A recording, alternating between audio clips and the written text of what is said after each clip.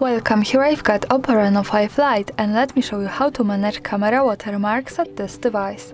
So let's start by tapping on camera button to open it, and for now we are on standard photo mode.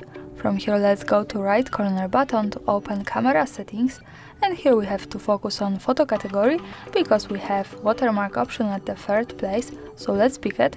And now we get access to 3 types of watermarks: phone model, date and time, and the location. By using the buttons from the right, we can easily turn them on and off. As you can see, we can add just one of them, 2 or 3 at the same time. And I want to draw your attention also to phone model watermark, because here we get access to custom one. So remember that custom is locked without phone model, so we have to keep it turned on to get access to it. And here we can write our own signature, for example, HardReset. And we have to save it here from the right. Now let me keep turned on all of these watermarks to see them at the real photo. So let's move back to camera to take a picture.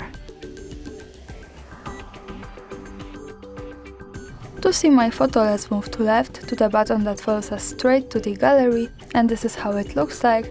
With watermarks in the left corner at the bottom, we can get closer to them here. And we have OPPO Reno 5 Lite, device watermark with custom hard reset, and in the second line, date and time with location, so greetings from Krakow, Poland.